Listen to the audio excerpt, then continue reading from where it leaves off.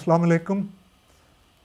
अब मैं आईएसएसबी में पहुंच गया हूं, ट्रांसफ़र हो गई है और कुछ थोड़ा बहुत हाल मैंने आपको सुना भी दिया, आईएसएसबी का भी और कबूल है का भी कुछ बता दिया। तो अब हम तफसील से आईएसएसबी के बारे में बात करेंगे। जैसा कि मैंने पहले कहा कि ये पाकिस्तान आर्मी का बहुत शानदार अदारा है और इसका सिलेक्शन सिस्टम बेहतरीन है दुनिया में। मेरे होते हुए वहाँ से एक टीम गई थी यूरोप में और इवन मिडल ईस्ट में, मिस्र का देखा उन्होंने। Even American system of selection जो था वो हमसे बेहतर नहीं था, बल्कि ब्रिटेन में मैंने पहले आपको बताया कि 3 डायमेंशनल होता है, जिसमें एक डिप्टी प्रेसिडेंट है जो इंटरव्यू करता है, फिर एक ग्रुप टेस्टिंग अफसर है जो बाहर मैदान में लड़कों से फ़िज़िकल टेस्ट वेस्ट लेता है, और इन दोनों से भी पहले एक साइकोलॉजिस्ट है माहिर नफ्सियात जो इनके पर्चों से, पेपर से, राइट अप से अपना इम्प्रेशन निकालता है। क्योंकि बेसिकली ये सिलेक्शन जो है ना, ये क्वालिटी बेस्ड होती है और उसमें चूँकि ये सारा रॉ मटेरियल ही तो होता है, तो उस रॉ मटेरियल में आप ये तो नहीं कह सकते कि ये कोई बने बनाए लीडर हैं या तैयारशुदा माल है एक किस्म का, बल्कि आपके ख़ाम माल में से वो उन लड़कों को सिलेक्ट करते हैं जिनमें लीडरशिप की क्वालिटीज़ हों। और लीडरशिप की क्वालिटीज़ क्या होती हैं? मतलब इल्म है, ज़हानत है, क़यादत की सलाहियत है, अज़्म व इस्तक़लाल है, इखलाक़ी और जिस्मानी जुर्रत है, क़ुव्वत इज़हार है उर्दू और इंग्लिश दोनों ज़बानों में, और एहसास ज़िम्मेदारी, सेंस ऑफ रिस्पॉन्सिबिलिटी, साथियों की मदद और रहनुमाई जैसी ये सारी क्वालिटीज़ जो है ना इसमें शामिल हैं। तो इन्हीं क्वालिटीज़ को सामने रखते हुए साइकोलॉजिस्ट जो है वो अपने पेपर में से, जो पहले दिन जब कैंडिडेट जाता है तो ज़ाहिर है उसे फ़िक्रे लिखवाए जाते हैं, कहानियाँ लिखवाई जाती हैं, तस्वीरें दिखाई जाती हैं जिन पे उसे कहानी लिखनी होती है। तो वो इस सब राइटअप से वो उस कैंडिडेट की शख्सियत का एक स्केच बनाता है। अब कमाल की बात यह है कि उसे कैंडिडेट से मिलने की इजाज़त नहीं है। आम हालात में एक इंतहाई मजबूरी के आलम में कभी कभार जब इंटरव्यू करना पड़ जाए तो वो किया जाता है, वरना अदरवाइज़ 99.9% केसेस में साइकोलॉजिस्ट जो है वो कैंडिडेट से डायरेक्ट मुखातब नहीं होता। वो पर्दे के पीछे से उसका राइट अप लिखता है। उसके बाद डिप्टी प्रेसिडेंट है जो उससे सामने बिठा के सवाल जवाब करता है। फिर ग्रुप टेस्टिंग अफसर है जो उसे ऑन ग्राउंड 7-8 लड़कों के ग्रुप के दरमियान उनको डिफ़िकल्ट टास्क दे के, ऑब्स्टिकल्स वगैरह दे के, तो वो उनको टेस्ट करता है। तो इन तीनों का निचोड़ जो है 4 दिन बाद ये तीनों इकट्ठे होते हैं ऑफिसर्स। इनको ये भी खबर नहीं होती कि कौन किसके पास था। तो वो आखिरी दिन, चौथे दिन फिर इसका निचोड़ निकाला जाता है, कौन सिलेक्शन के काबिल है, कौन सिलेक्शन के काबिल नहीं है। बल्कि इसमें यहाँ तक होता है कि अगर एक कैंडिडेट दो साइट्स पे फेल हो गया है, डिप्टी प्रेसिडेंट और जीटीओ के पास फेल हो गया है, लेकिन साइकोलॉजिस्ट बहुत स्ट्रांगली फील करता है उसके लिए कि नहीं ये इस काबिल है कि इसको सिलेक्ट किया जाए, और वो कन्विंस कर लेता है डिप्टी प्रेसिडेंट और जीटीओ को, तो वो एग्री कर सकते हैं उसके साथ कि इसको पास कर दिया जाए। इसी तरह अगर एक सब्जेक्ट में, मतलब एक डायमेंशन में कोई लड़का पास हुआ है, 2 में फेल है, या 2 में फेल है और 1 में पास है, तो उसको भी कंसिडर किया जा सकता है, बशर्ते कि सिलेक्टर जो है वो कन्विंस कर सके कि इसमें ये खूबियाँ हैं, या कुछ ऐसी खूबियाँ जो आप इग्नोर कर दी आपने या आपके नोटिस में नहीं आ सकी। क्योंकि ग्रुप टेस्टिंग ऑफिसर के पास تو فلیٹنگ قسم کے امپریشن ملتے ہیں نا. ایک لڑکا ایک لمحے میں بہت دلیر اور بہادر نظر آ رہا ہے, دوسرے لمحے میں ایک مشکل چیز آ گئی ہے تو تھوڑا سوچ کے ہٹ گیا.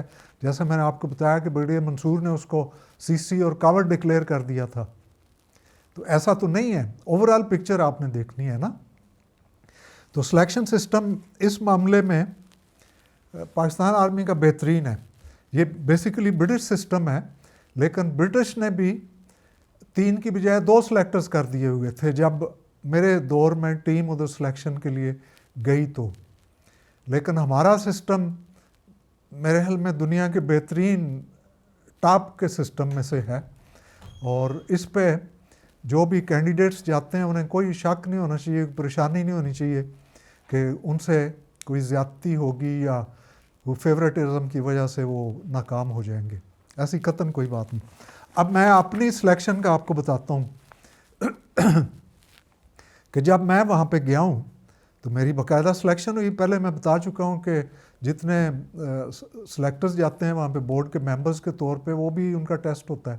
تو ہمارا ٹیسٹ جو ہے وہ صرف اس وقت سائیکولوجیکل ٹیسٹ تک محدود تھا, اور مجھ سے وہی فکرے لکھوائے گئے, کہانیاں لکھوائی گئیں, بچپن آگے پیچھے کی باتیں یاد کروائی گئی, بہت کچھ کیا گیا.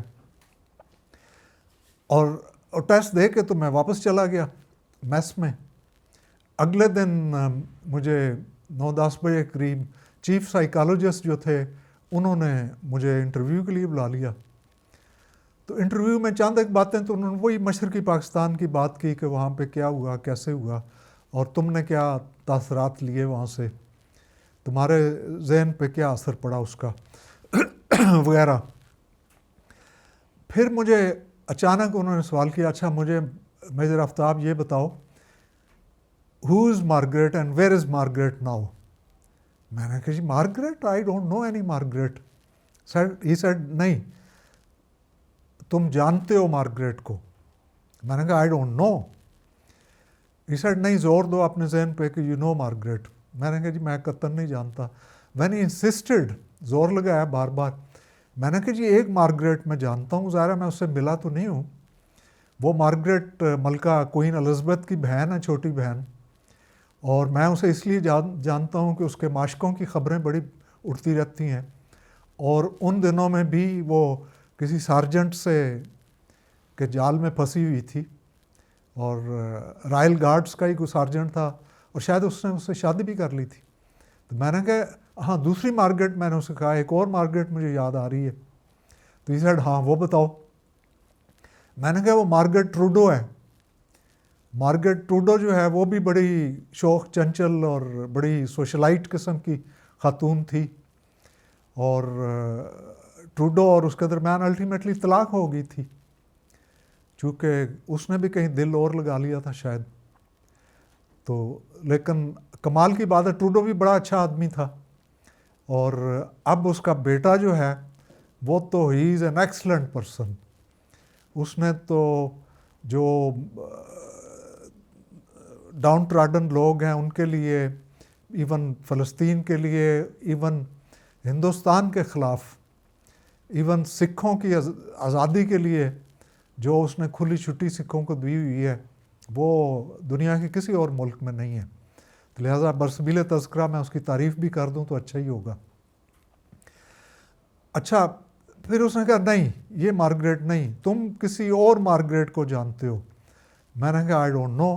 اور پھر مجھے غصہ آنا شروع ہو گیا, کیونکہ چیف سائیکالوجسٹ ایک بوڑھا سا آدمی تھا, میرے میں سروس کے اینڈ پہ تھے وہ, اور بڑے چہرے سے بھی کرخت سے نظر آتے تھے.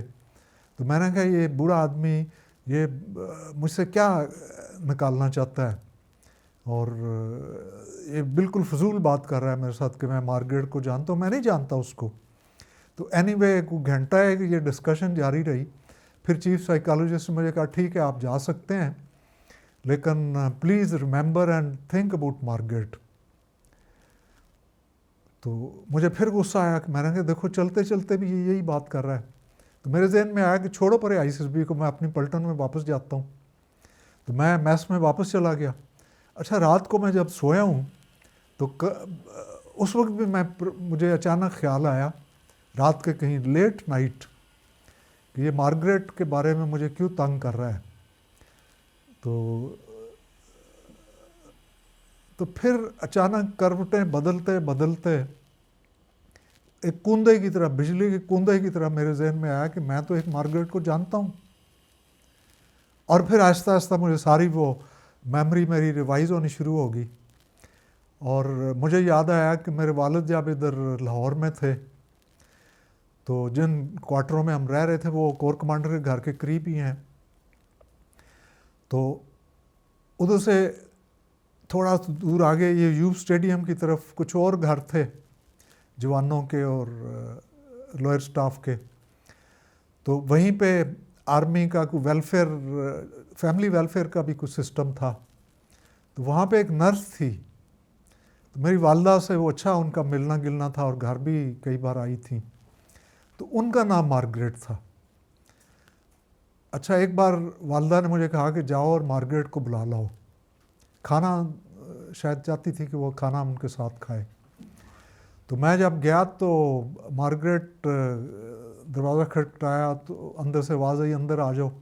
تو جب میں اندر سین میں برآمدے میں پہنچا تو مارگریٹ بستر سے اٹھی تھیں اور انہوں نے میرے دیکھتے دیکھتے، انہوں نے صرف ایک بنیان پہنی ہوئی تھی سلیو لیس.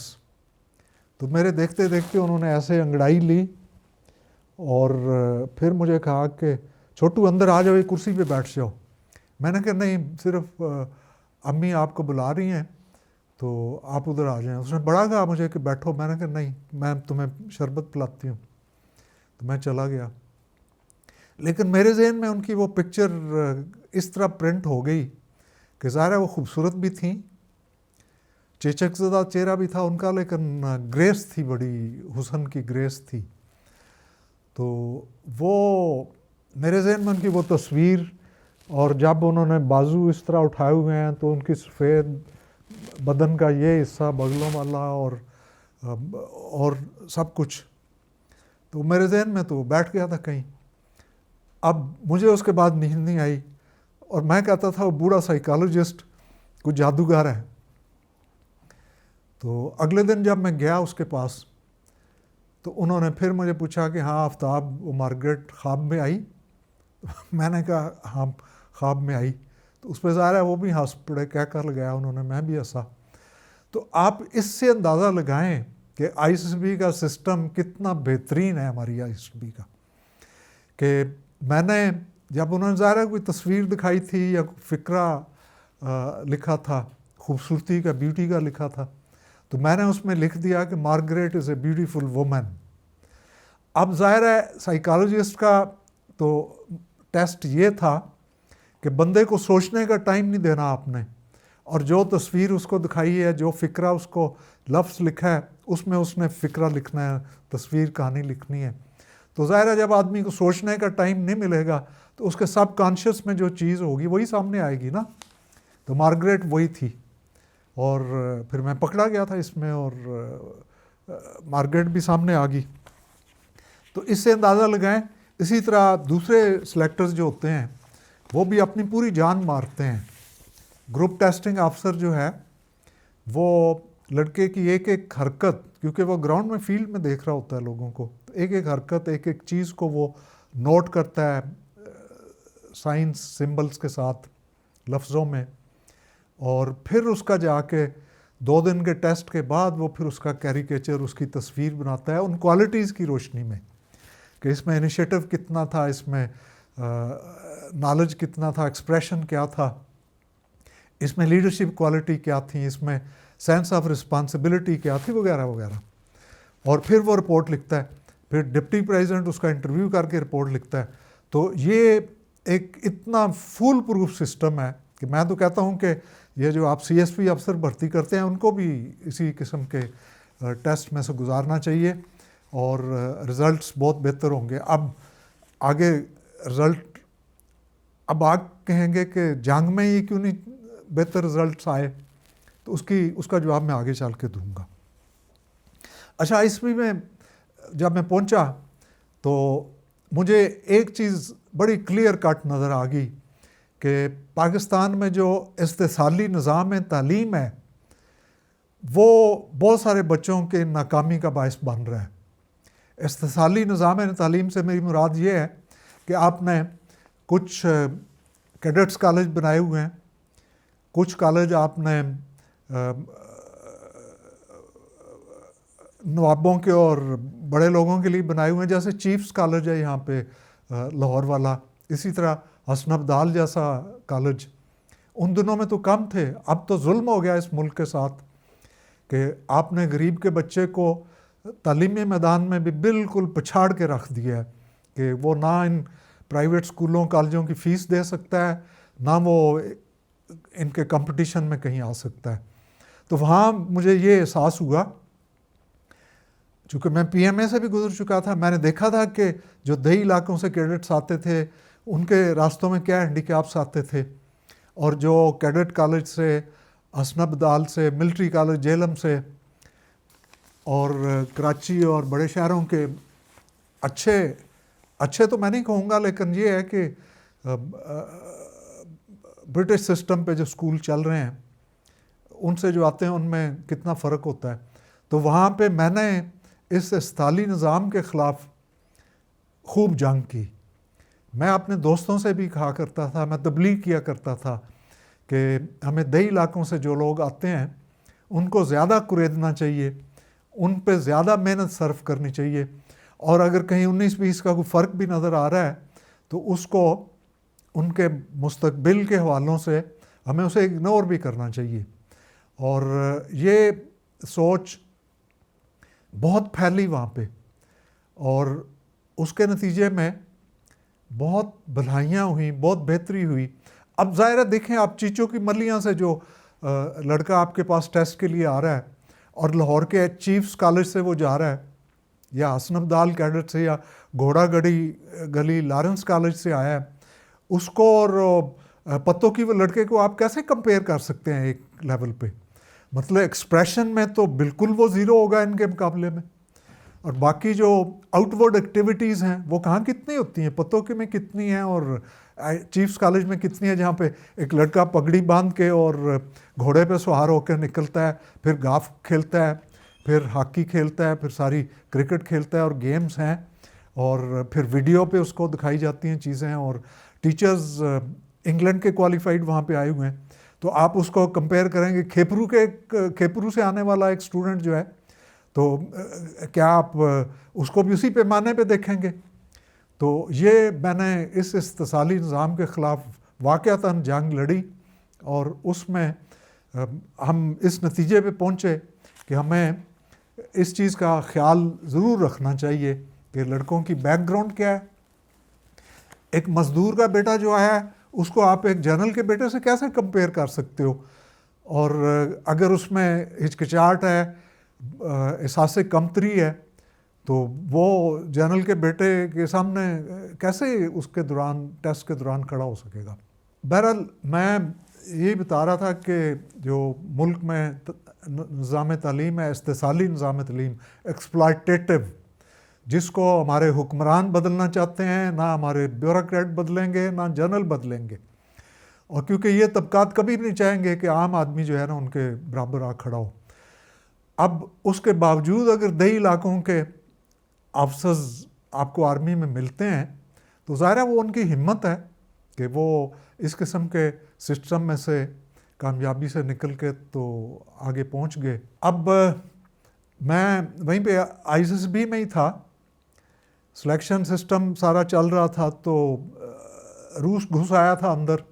ظاہر ہے یہ 80-81 کی بات اب میں کر رہا ہوں، جہاد جاری تھا، ہم سے جو کچھ ہو سکتا تھا ہم تو ضرور کرتے رہے۔ پھر بھی تو اس کی ایک بات مجھے یاد آئی کہ 79 میں جب رشین آرمی کابل میں داخل ہوئی ہے تو اس کے صرف 2 دن بعد، چونکہ مجھے بڑی تکلیف ہوئی تھی، تکلیف اس لیے بھی ہوئی تھی کہ جیسا میں پہلے کہہ چکا ہوں کہ روس نے ہندوستان کا کھل کے ساتھ دیا تھا، اور اگست 1971 میں روس نے ہندوستان سے دوستی کا معاہدہ کیا تھا۔ دوستی کا معاہدہ اسی لیے تھا کہ اگر مشرقی پاکستان پہ یہ حملہ ور ہوتا ہے اور کوئی مداخلت آگے پیچھے سے ہوتی ہے، کمزوری ہوتی ہے، تو دوست مدد کو آئے گا۔ تو لہٰذا جب یہ وہاں پہ آئے، رشین آرمی اندر داخل ہوئی افغانستان میں، تو میں نے ایک خط لکھا. دوسرے تیسرے دن ہی میں اس پہ کام کرنا شروع ہو گیا, اور وہ 3 صفحوں کا ایک ڈیٹیل لیٹر تھا جو میں نے army chief of army staff, chief marshal administrator اور شاید پریزیڈنٹ بھی بن گئے ہوئے تھے جنرل ضیاء الحق, ان کو لکھا. اس میں نے انہیں لکھا کہ صدیوں سے خون شمال اور مغرب سے جنوب اور مشرق کی طرف بہتا رہا ہے, اور ہمیں اسلام کی روشنی بھی نصیب ہوئی, اور اسلامی مسلم حکومتیں بھی یہاں پہ قائم ہوئیں.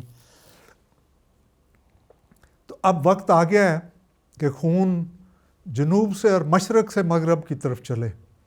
تو میں نے جنرل ضیاء کو لکھا کہ افغانوں کی مدد کرنا اس وقت ہمارا ایک دینی فریضہ ہی نہیں بلکہ ہمارا دنیاوی فریضہ بھی ہے, اور ہم نے مشرقی پاکستان کا انتقام بھی لینا ہے روس سے. تو آپ اس کے لیے وا فیکٹری کے دروازے کھول دیں.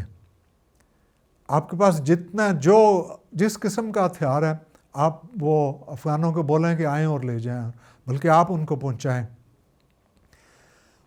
اور اس کے بعد اپنا خزانہ جو ہے اس کو بھی, جو آگے پیچھے لوٹ مار ہوتی رہی ہے, اس کو روکیں, اور وہ بھی آپ اس کے لیے ریزرو کر دیں. تو یہ میں نے خط لکھا. تو اس کے جواب میں کوئی تیسرے یا چوتھے دن جنرل ضیاء نے جنرل فضل حق کو, جو کہ کور کمانڈر تھے اس وقت اس کے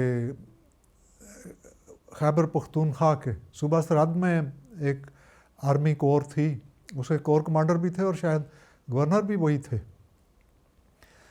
ان کو خط لکھا کہ اس طرح میجر آفتاب ISSB نے خط لکھا ہے, تو اس افسر کے خلاف ڈسپلنری ایکشن ہونا چاہیے, اور آپ اس کے خلاف انکوائری کرواؤ اور ایکشن لو, سخت ایکشن لو.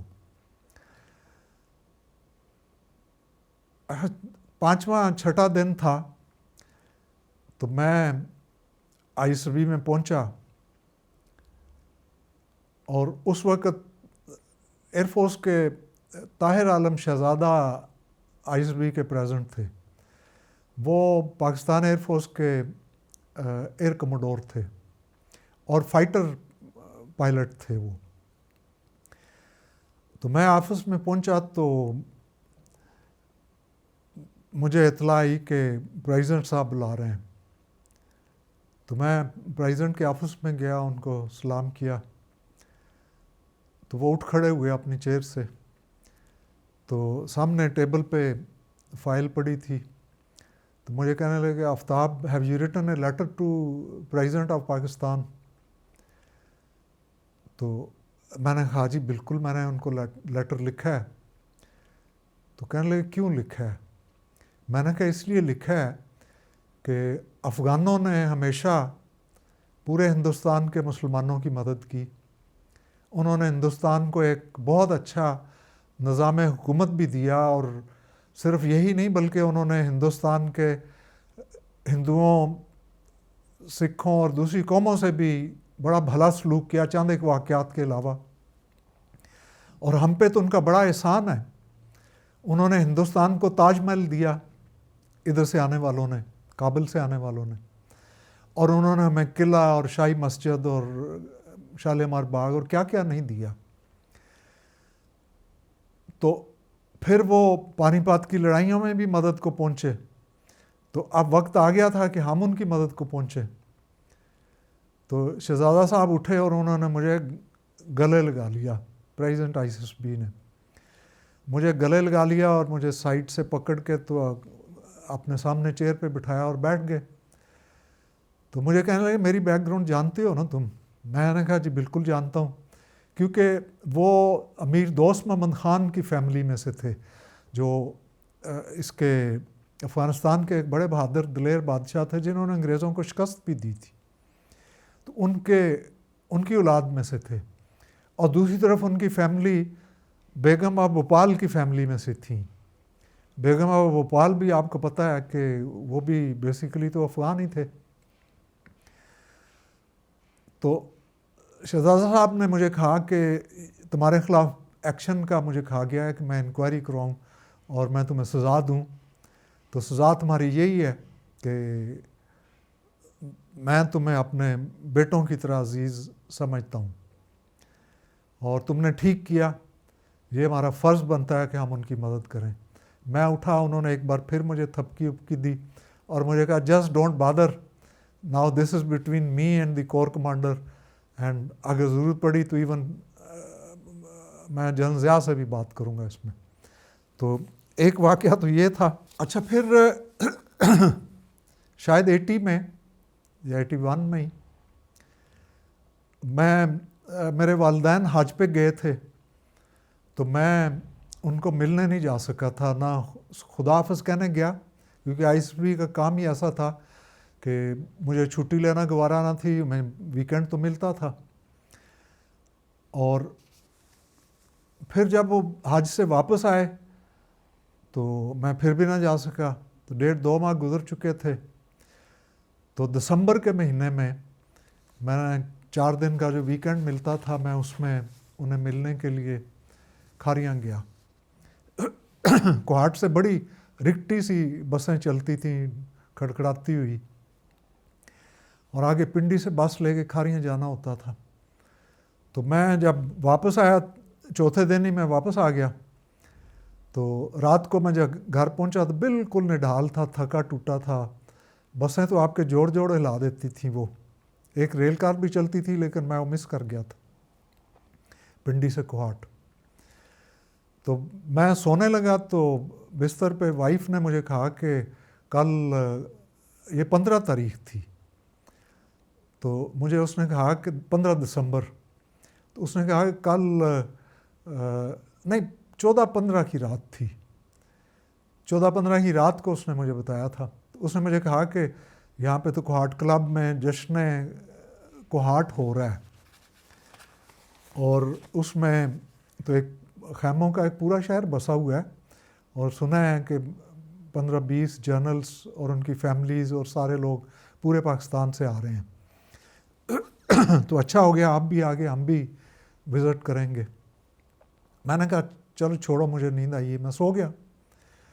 اچھا سوتے سوتے مجھے کہیں خیال آیا کہ کل تو 16 دسمبر ہے, مطلب صبح تو ہو رہی تھی جس وقت مجھے یہ خیال آیا سحری کے ٹائم پہ. تو میں نے کہا کل تو 16 دسمبر ہے, اور 16 دسمبر کو ہم نے اپنا آدھا ملک دشمن کے حوالے کیا تھا, تو یہ 16 دسمبر کو جشن منا رہے ہیں یہاں پہ. اس کے بعد تو آئی کونٹ سلیپ. صبح میں تیار ہو کے تو میں نے سائیکل پکڑی, میرے پاس سائیکل ہی تو تھا, تو میں ISP کی طرف روانہ ہو گیا. راستے میں آفسرز کلب آتا تھا, کوہاٹ کلب.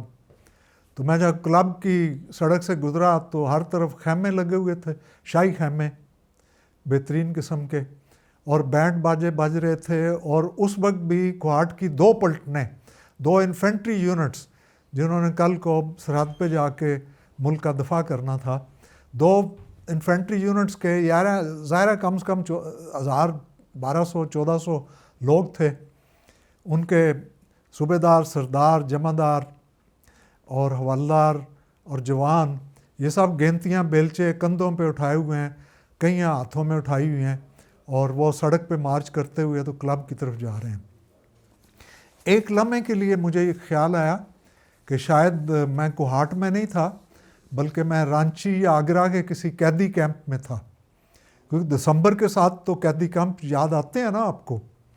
تو وہاں کے قیدی کیمپ میں تھا کہ قیدی کیمپوں میں بھی اسی طرح ہمارے لوگوں سے وہ کروائی جاتی تھی, فٹیگ وغیرہ بھی کروائی جاتی تھی, گھاس بھی کٹوایا جاتا تھا, سب کچھ کروایا جاتا تھا, جو کہ معمول تھا ایک. تو مجھے یوں ہی لگا کہ جیسے یہ قیدی جا رہے تھے اور کندھوں پہ گینتیاں بیلچے اور وہ انہوں نے لگائی ہوئی ہیں, اور فٹیگ کے لیے, صفائی ستھرائی کے لیے جا رہے ہیں. تو یہ جو میں نے خیموں کا شہر دیکھا, یہ تقریباً ویسا ہی شہر تھا جیسا میں نے एक्रोपोलिस में तस्वीरें देखी थी। एक्रोपोलिस वो आपको पता है ना कि ईरान के जो बादशाह थे जमशेद और खुसरो और नौशेरवां, और उनका कैपिटल था एक्रोपोलिस। अब ईरानी में उसको क्या कहते हैं मुझे अभी याद नहीं आ रहा। तो शाह ईरान ने एक्रोपोलिस में वो खैमे लगवाए थे, और कितने 2000 साल शायद 2000 साल सालगिरह मना रहा था जमशेद की और उन बादशाहों की, के खुसरो की और उन सब की, और जिसमें दुनिया भर के बादशाह और किंग और फलाने लोग आए थे। और हमारे जनरल याह्या खान भी वहाँ पे उस विज़िट पे गए थे। और उन दिनों में मशरक़ी पाकिस्तान पे हिंदुस्तान ने घिराव किया हुआ था, शायद 70 में हुआ ये। और याह्या खान चूँकि उस आलम में भी ब्लैक डॉग चढ़ा के आए हुए थे, तो जो शाही खैमा था जिसमें दूसरे लोग भी इकट्ठे हुए थे, वहाँ प्रेसिडेंट पुटगोरनी भी मौजूद था रूस का। तो वहाँ पे बताते हैं कि याह्या खान ने बटन खोले और कारपेट पे पेशाब करके तो पुटगोरनी को कहा कि ये लो अपना बांग्लादेश। तो उसी किस्म का एक खैमों का शहर 16 दिसंबर को जश्न मनाने के लिए कोहाट में आबाद किया गया था। तो ज़ाहिर है जो सैयद रफ़ाकत जो उस वक़्त कोहाट के जनरल थे, उन्हें पाकिस्तान आर्मी का ब्रेन कहा जाता था। पाकिस्तान आर्मी की उस वक्त तक जितनी ऑपरेशनल प्लानिंग थी दुश्मन के ख़िलाफ़ और तीनों सरहदों की जो ऑपरेशनल प्लानिंग थी, वो जनरल रफ़ाकत ने रीहैश की हुई थी। तो वही जनरल रफ़ाकत, ज़ाहिर है वो शाह से कम तो नहीं थे ना, अपने डिवीज़न में तो वो मालिक और बादशाह थे उसके, तो उन्होंने उसका अरेंज किया हुआ था। अच्छा, मैं जब साइकिल पे उधर से गुज़रा हूँ ये सारा ड्रामा देख के, तो ज़ाहिर है मेरे दिल में तो आग लगी हुई थी कि 16 दिसंबर को जब आपने, अभी दिन कितने हुए थे, अभी तो आप ये समझें कि 40वां था, 40वां भी नहीं था, 10वां था, 10 साल ही तो गुजरे थे 71 से लेके तो 81 तक। तो ये मशरक़ी पाकिस्तान का 10वां था जिसको जनरल साहब इस तरह मना रहे थे। और वो अकेले नहीं थे मेरी रिपोर्ट के मुताबिक, और जो बाद में मैंने कंफर्म भी किया, 15-20 जनरल और भी आ रहे थे जिनमें एयर मार्शल भी थे। तो ये जश्न मनाया जा रहा था। मैं जब अपने ऑफिस में पहुंचा तो मैंने फ़ोन उठाया और जनरल के दफ्तर में रिंग किया, उनके पीए से बात हुई। पीए ने कहा कि सर वो जनरल साहब तो इस वक्त बहुत मसरूफ़ हैं और ब्रिगेड कमांडर सारे इकट्ठे हुए हैं 3-4, और 15-16 कर्नल्स भी हैं, यूनिट कमांडर्स स्टाफ के सारे इकट्ठे हुए हैं, तो वो मीटिंग में हैं। तो मैंने कहा मीटिंग से फ़ारग हूँ तो मेरी बात करा देना। कहना मैं करा दूँगा। घंटे बाद मैंने फिर फ़ोन किया तो उसने कहा सर वो मीटिंग जारी है। मैंने कहा ये किस मामले में मीटिंग है इतनी लंबी, तो मीटिंग कब ख़त्म होगी? उसने कहा सर वो कल जो हम जश्न कोहाट मना रहे हैं ये उसके सिलसिले में मीटिंग है, और वो आखिरी नोक पलक जो है उसकी सवारी जा रही है। तो फिर मैंने दोबारा उससे पूछा कि कौन कौन वहाँ पे है। फिर उसने मुझे बताया कि 7-8 battalion commanders, infantry unit commanders मौजूद हैं, तीन ब्रिगेडियर्स मौजूद हैं, एक जो टल में थे उनको भी बुलाया हुआ था, और उसके बाद बहुत सारे स्टाफ अफसर, कर्नल, ब्रिगेडियर, मेजर्स, वो सारे मौजूद हैं यहाँ पे, डिव आर्टिलरी कमांडर मौजूद हैं। तो मैंने उसे कहा कि मेरी बात तुमने जनरल से ज़रूर करानी है। अब और भी ज़रूरी हो गया था कि मैं उनसे फ़ौरन बात करूं। तो पीए जो था उसने आईएसएसबी में टेस्ट के लिए आना था। एक बहुत अच्छा काम जनरल ज़िया ने किया था कि उन्होंने इजाज़त दे दी थी कि जवान फ़ौजी जवान ओहदेदार जिनकी उम्र मेरे ख्याल में कितनी की थी, 33 साल कर दी थी या कुछ इस तरह, उस साल तक भी वो अप्लाई कर सकते हैं कमीशन के लिए। तो ये बहुत अच्छी स्कीम थी जिसमें हमारे अपने फ़ौजी जवानों को जो 2-2, 4-4, 5-5 साल सर्विस कर चुके थे उनको कमीशन के लिए आने का मौका मिल गया सिलेक्शन के लिए। तो वो पीए भी आ रहा था, तो उसने हमें याद कराया कि सर मैंने आना है आपके पास। और जनरल साहब जो ही फारिग हुए تو میں آپ کو خود رنگ کروں گا. اس کے بعد جنرل رفاقت سے اس نے مجھے میری بات کروا دی. تو میں نے جنرل صاحب کو سلام کیا. تو میں نے کہا سر میں آپ سے کل کے جشن کے بارے میں بات کرنا چاہتا ہوں. کہنے لگے Aftab I am tired of it. وہ میں نے بہت اس پہ میٹنگ کی ہے اور اگر تمہیں کوئی سجیشن دینا ہے تو give it to president I S B اور وہ مجھے بتائیں اس بارے میں.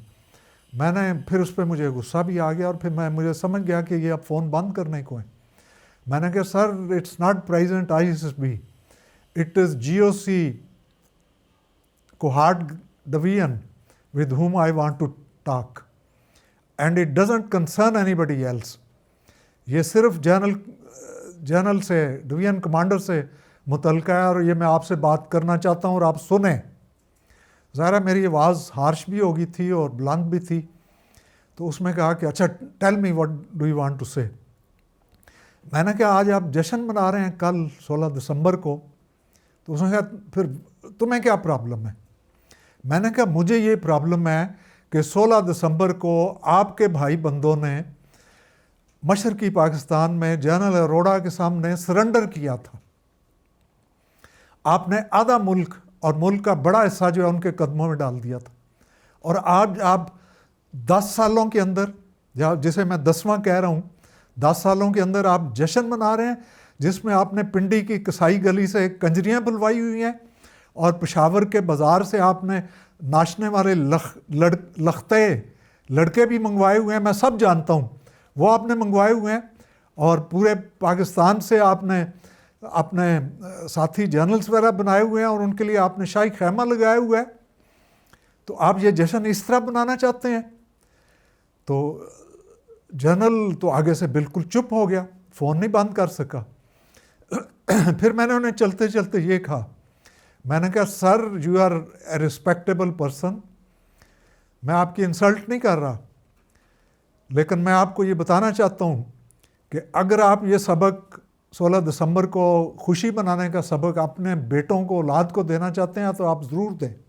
آپ کو کوئی حق نہیں ہے کہ سپاہی پاٹے خان اور جمعہ خان کے بیٹوں کو اور میجر آفتاب کی اولاد کو آپ یہ سبق دیں کہ 16 دسمبر کو ہمیں ناچ گانا کرنا چاہیے. جب میں نے اتنی بات کی تو انہوں نے ڈرز سے فون بند کر دیا. اس کے بعد کا حال ان کے اے ڈی سی اور اس سے ملا پی اے سے, انہوں نے بتایا کہ جنرل رفاقت بالکل سر سے صاف تھے نا, تو انہوں نے بتایا کہ ان کے سر پہ پسینہ اس طرح آ رہا تھا جیسے کسی نے پانی گرایا ہو. اور پھر انہوں نے فوراً اپنے سٹاف کو بلایا, کرنل جو 2-3 تھے ان کو بلایا اور پھر ان سے کہا, ڈانٹ ڈپٹ کی کہ ظالموں تم مجھے بتا دیتے کہ 16 دسمبر ہے کل. تو سب نے کہا کہ ہمیں تو یاد نہیں تھا. Then he rang up his colonels and brigadiers and سب کو کہا کہ تمہیں یاد نہیں تھا کل 16 دسمبر ہے. تو ایوری بڈی, ظاہر ہے کچھ تو بھاگے ہوئے آئے تھے واپس سننے کے لیے, سب نے کہا جی ہمیں تو یاد نہیں تھا. تو لیکن کیا ہوا, کچھ نے کہا کیا ہوا, اب تیاری اتنی مکمل ہے تو کر لیں. تو لیکن میں نے انہیں یہ بھی کہا تھا کہ ٹھیک ہے, اگر آئی ایس آئی میں اور انٹیلیجنس ڈائریکٹریٹ میں اور جی ایچ کیو میں کوئی جان ہوئی تو آپ سے ضرور پوچھیں گے کہ آپ نے یہ کیا کیا ہے. تو ظاہر ہے جنرل کو اس کا زیادہ فکر ہوگا اور انہوں نے اعلان کر دیا کہ ہم نے کل کا جشن جو ہے وہ ملتوی کر دیا. تو ظاہر ہے پوری آئی ایس بی کو بھی یہ خبر مل گئی, لوگ سن رہے تھے جب میں فون کر رہا تھا, اور لوگوں نے آ کے کچھ نے مجھے شاباش دی اور کچھ نے علیحدگی میں مجھے لان تان بھی کی کہ کل وہ ادھر سے فلانی بائیاں آ رہی تھیں, کنجریاں آ رہی تھیں, تم نے تمہارا مزہ کرکرا کر دیا. تو بہرحال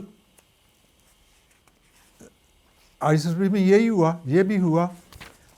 اور اس سے پہلے 1979 میں جنرل ضیاء الحق نے اسلامی شریعت کے نفاذ کا اعلان کر دیا,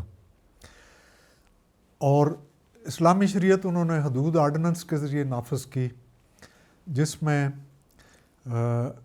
قذف یعنی جھوٹ, چوری, سرقہ یعنی نقب زنی یا ڈاکہ, زنا اور شراب کی ممانعت تھی. یہ گویا ایسے ہی تھا کہ اس سے پہلے تو ان جرائم کی سزا ہی کوئی نہیں تھی پاکستان میں. سزائیں تھیں لیکن سزاؤں پہ عمل درآمد شاید نہیں ہوتا تھا, اور عدالتیں جو ہیں وہ کسی جرم کے نتیجے میں سالہ سال بیٹھی رہتی تھیں. تو اب حدود آرڈیننس نافذ ہو گئے. مجھے یہ سمجھ کبھی نہیں آئی کہ ہمارے حکمران جو اسلام سے بھی محبت کے دعوے کرتے رہے, ہمارے بڑے بڑے علماء بھی اور ہماری اسلامی جماعتیں بھی, یہ اسلامی نظام کی باتیں تو کرتے رہے ہیں ہمیشہ, لیکن ان کی سب کی زیادہ توجہ بھی سزاؤں کی طرف رہی کہ حدود آرڈیننس نافذ ہو گیا, لہٰذا تمام جماعتوں نے جنرل صاحب کو مبارکیں دیں کہ آپ نے اسلامی نظام نافذ کر دیا. بھائی اصل اسلامی نظام جو ہے نا وہ شروع ہوتا ہے آپ کے معاشی نظام سے. اگر آپ کے ہاں معاشی انصاف نہیں ہے, سماجی انصاف نہیں ہے, تو آپ حدود آرڈیننس تو بالکل ایک بیکار کام ہوگا نا. حدود آرڈیننس سے کیا حاصل ہوگا؟ میں خدا نخواستہ حدود آرڈیننس کے خلاف بات نہیں کر رہا, حدود آرڈیننس تو اللہ کا حکم ہے اور وہ سارا آنکھوں پہ, لیکن اللہ کا حکم صرف حدود آرڈیننس ہے یا اللہ کا حکم یہ بھی ہے کل الوف, یعنی تمہاری ضروریات سے زیادہ تمہارے پاس جو کچھ بھی ہے وہ تم تقسیم کر دو. میں تو کہتا ہوں کہ اسلام کا معاشی نظام جو ہے وہ کمیونسٹ نظام سے کہیں آگے تھا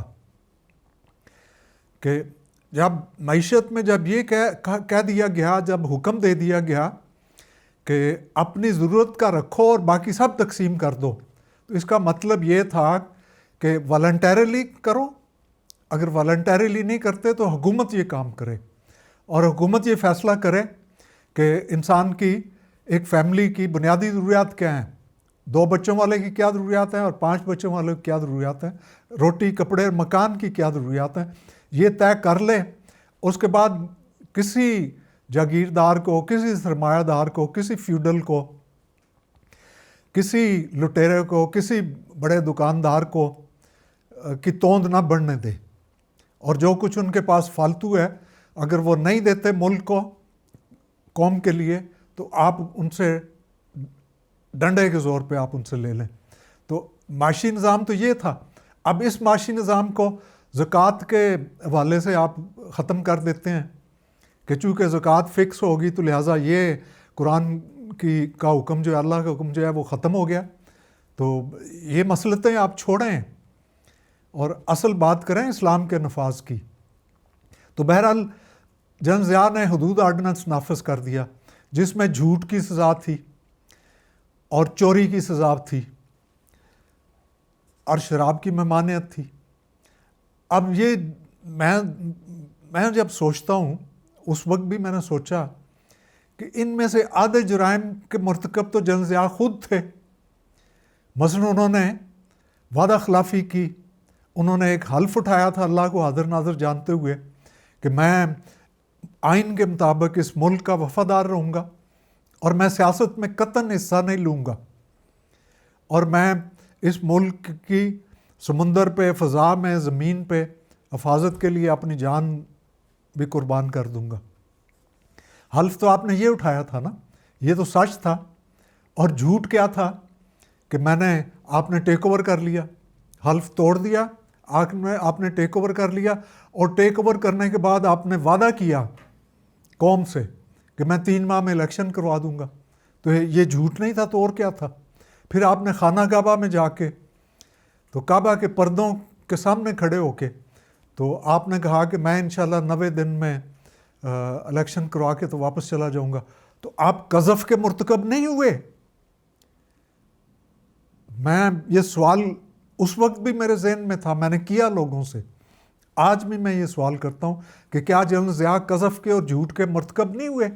اور وعدے کا تو اللہ نے کتنی دفعہ کہا ہے قرآن میں کہ وعدے کا تم سے آخرت میں سوال ہوگا, اور کئی بار کہا کہ وعدہ پورا کرو.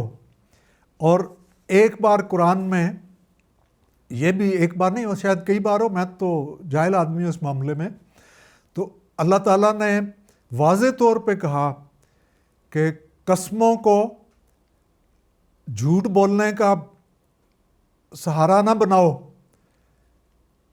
جھوٹ کو سچ ثابت کرنے کے لیے قسموں کا سہارا نہ لو، بلکہ اس میں حکم یہ ہے کہ اپنی قسموں کو دھوکہ دینے کے لیے استعمال نہ کرو۔ تو یہ کیا تھا پھر؟ تو حدود آرڈیننس کا نفاذ سب سے پہلے کس شخص پہ ہونا چاہیے تھا؟ ظاہر ہے حضرت عمر کی ایک بات یاد آتی ہے کہ وہ جو کی سوکھی روٹی کھا رہے تھے پانی میں ڈبو کے، تو کوئی صحابی آئے اور رو پڑے، اور انہوں نے کہا امیر المومنین آپ ادھر سے لے کے تو ماورا النہر تک کے امیر المومنین ہیں اور آپ یہ سوکھی روٹی اس میں کھا رہے ہیں۔ تو انہوں نے آگے سے کہا کہ چونکہ گندم نہیں مل رہی، آٹا نہیں مل رہا، تو لہٰذا سب سے پہلے میرا یہ فرض بنتا ہے کہ میں اس کو چھوڑ دوں، مجھے مل بھی سکے تو نہ لوں اس کو۔ تو سب سے پہلے حکمران ذمہ دار ہے، اس کے بعد کسی اور کی ذمہ داری ہوگی۔ تو سب سے پہلے تو آپ ذمہ دار بنے نا قذف جھوٹ کے اور قسمیں توڑنے کے اور حلف توڑنے کے اور جھوٹے وعدے کرنے کے، اور اپنی قسموں کو سچ ثابت کرنے کے لیے جھوٹ بولنے کے، اور اپنی قسموں کو قوم کو 10 کروڑ 12 کروڑ لوگوں کو دھوکہ دینے کے لیے آپ نے قسمیں کھائیں، کعبہ میں بھی اور ادھر بھی، تو قذف تو آپ پہ لگنا چاہیے تھا۔ بہرحال اس کا ہوا یہ کہ ہمیں میسج آیا کہ جنرل آفیسر کمانڈنگ ڈویژن جو ہیں وہ پورے گیریزن آفیسرز کو ایڈریس کریں گے اسلامی نظام کے نفاذ کے بارے میں۔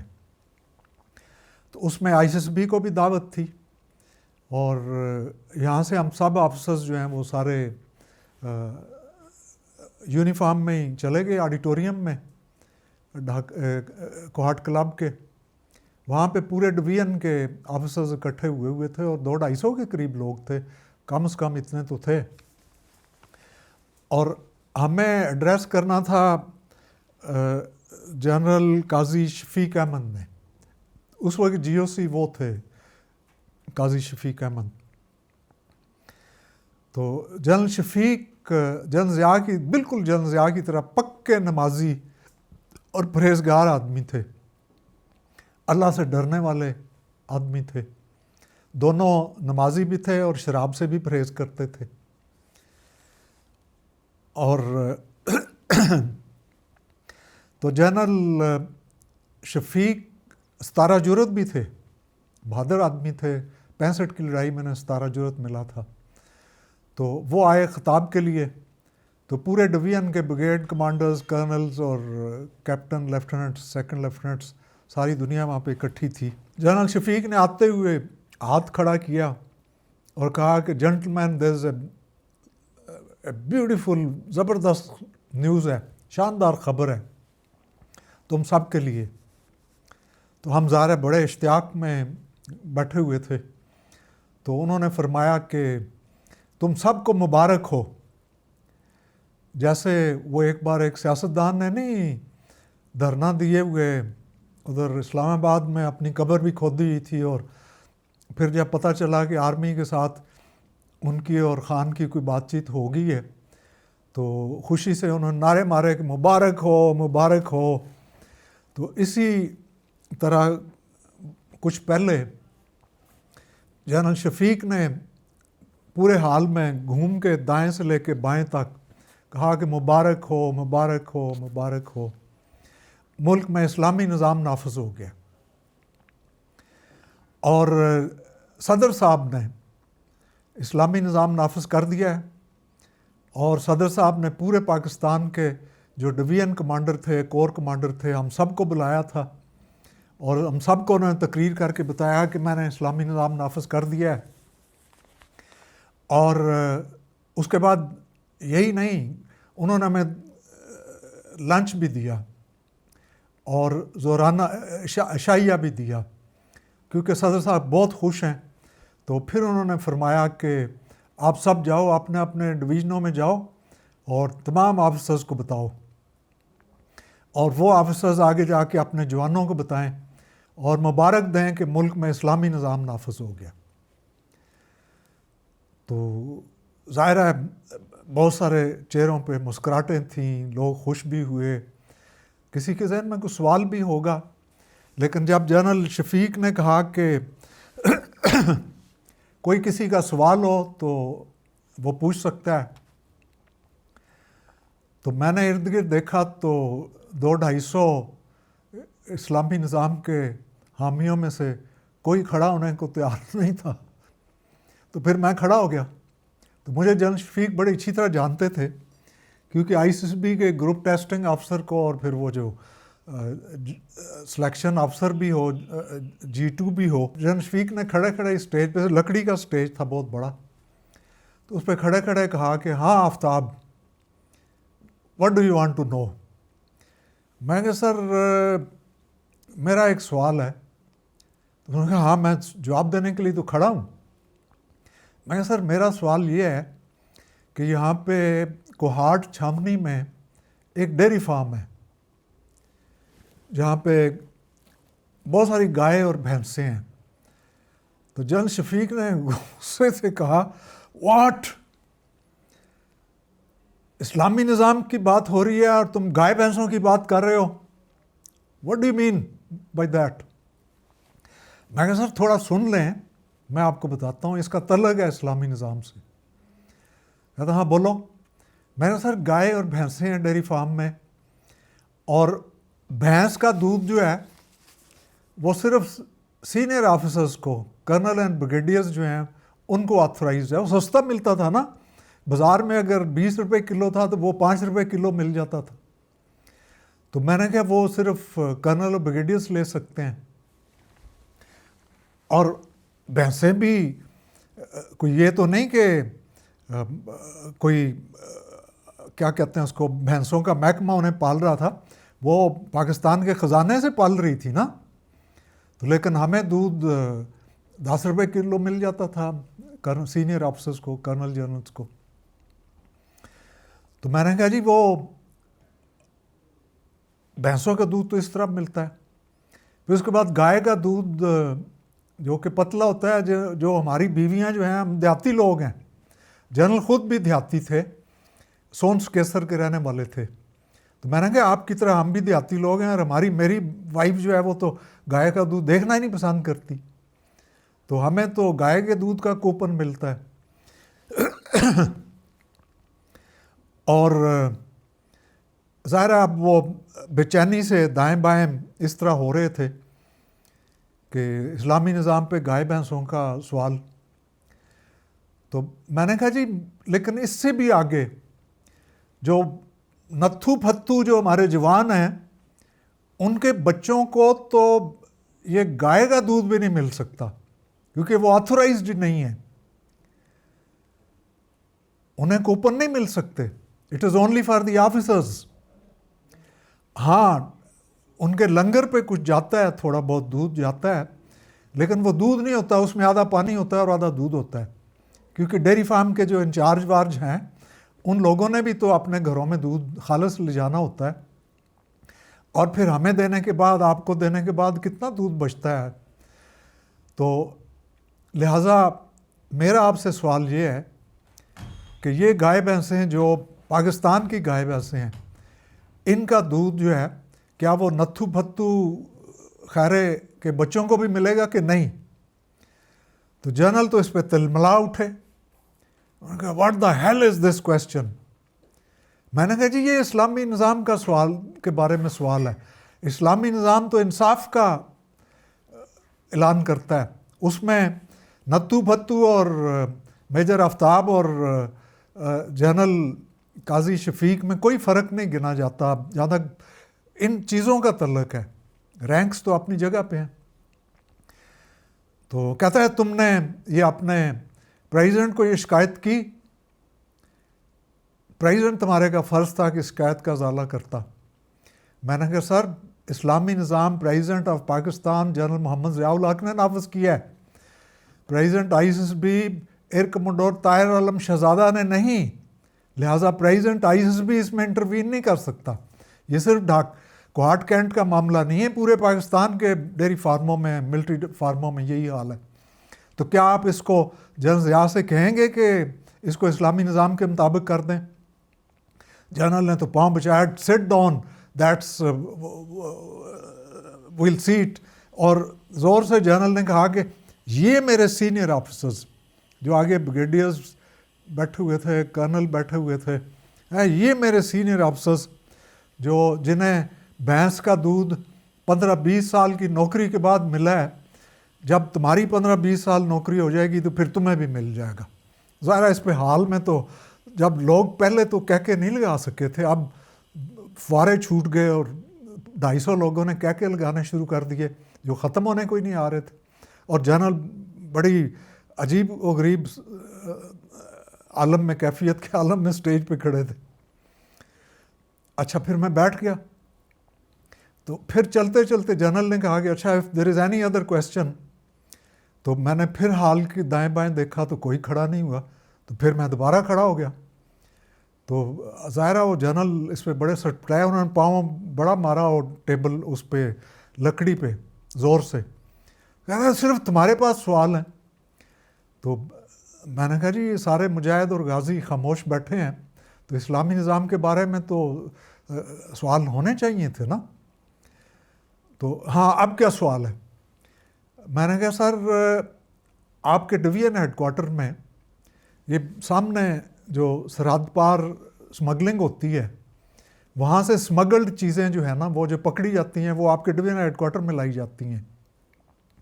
ان میں کپڑا بھی ہوتا ہے, ان میں کراکری بھی ہوتی ہے, ان میں گھڑیاں بھی ہوتی ہیں, ان میں بڑی قیمتی چیزیں ہوتی ہیں اور بہت سستی ہوتی ہیں. ان میں یہاں تک کہ ایئر کنڈیشنرز بھی ہوتے ہیں, تو وہ آپ کے یہاں لائے جاتے ہیں.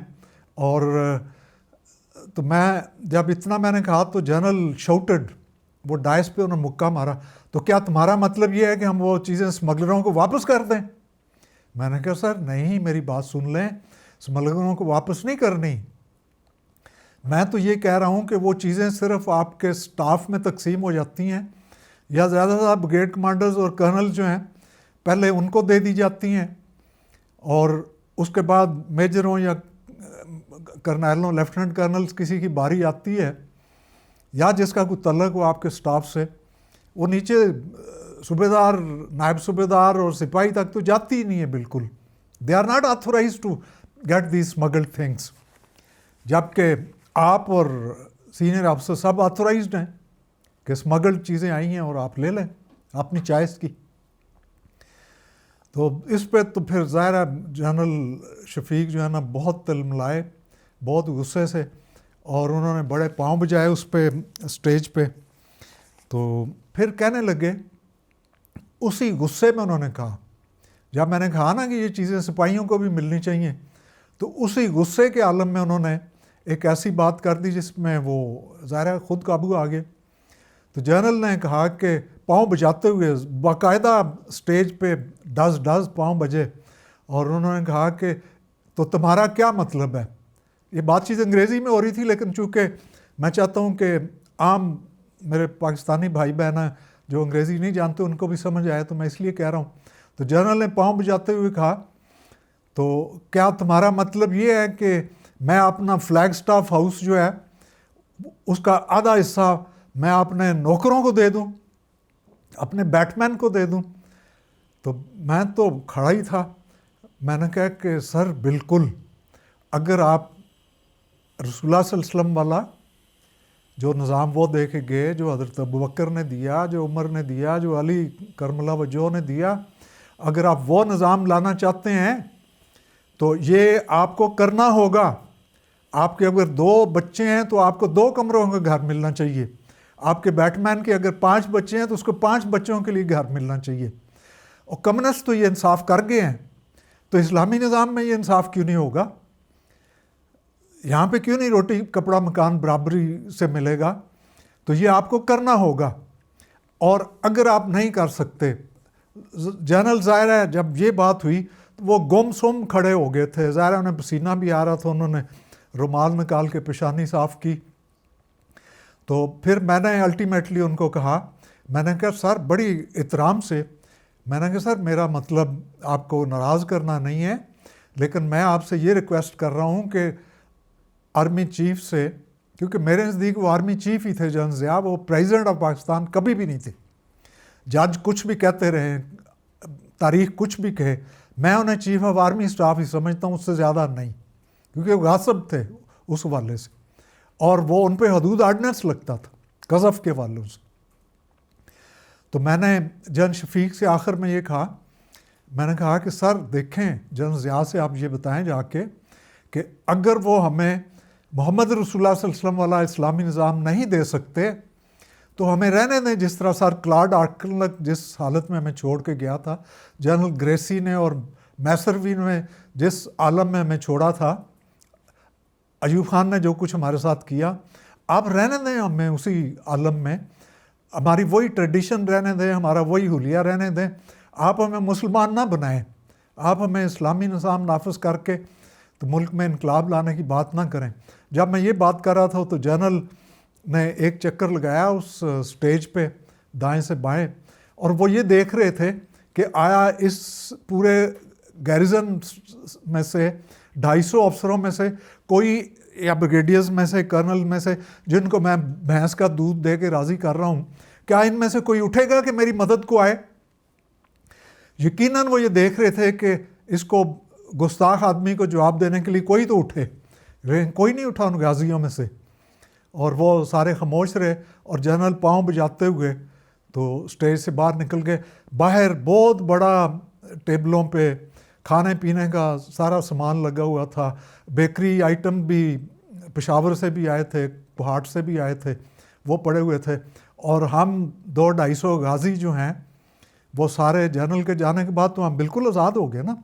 तो फिर हम बाहर जाके तो माले गनीमत पे पिल पड़े जाके, क्योंकि वही तो उसी की तो हमें ज़रूरत थी।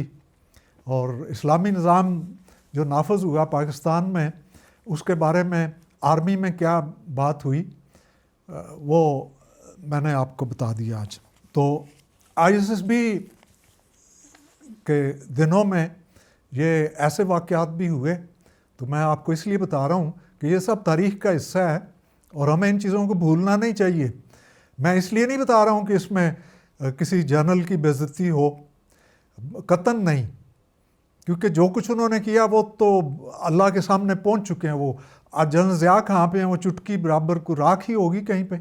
जनरल सैयद रफ़ाकत कहाँ पे हैं? वो चुटकी से भी कम कोई राख का ढेर होगा, कहीं होगा या नहीं होगा। लेकिन जो कुछ वो कर गए, जो कुछ उन्होंने इस मुल्क को दिया, वो तो तारीख़ का हिस्सा है और उसको हम भुगत रहे हैं, वो हम फेस कर रहे हैं। तो लिहाजा इन हवालों से मैं ये वाक़यात इसलिए बता रहा हूँ कि हम तो इबरत हासिल करें, आने वाले तो इबरत कुछ हासिल करें इससे और कुछ सबक सीखें। अगरचे हमने ये तय किया हुआ है कि हम अपने उन मार्शलाओं से कोई सबक सीखेंगे जिनका नतीजा सिर्फ तबाही निकला। हम 71 के अलमिया से कुछ सबक सीखेंगे जिसमें हमने आधा मुल्क दुश्मन के हवाले कर दिया, और हम बाद में जो कुछ हमने किया उससे सबक नहीं सीखेंगे। तो खुदा के लिए आप इन चीज़ों को एन्जॉयमेंट के लिए ना देखें, आप देखें कि इनके पीछे बैकग्राउंड क्या है। और मुसल्लह फ़ौज से भी मैं दोस्तों से, भाइयों से, भाई दोस्त भाई के आप तो सारे बेटों की बराबर हैं। मैं 78 साल का हूँ और इस वक्त जो आर्मी चीफ़ हैं वो ज़्यादा 50 के होंगे। तो मैं आप सबसे ये इल्तिजा कर रहा हूँ कि खुदा के लिए इन चीज़ों को सुनें और देखें और इनसे सबक हासिल करें ताकि हम आइंदा के लिए इन चीज़ों से बचें। तो ISSB के बारे में थोड़ी बहुत बातचीत अभी रहती है, तो वो इंशाल्लाह नेक्स्ट एपिसोड में। Thank you very much. अस्सलाम वालेकुम।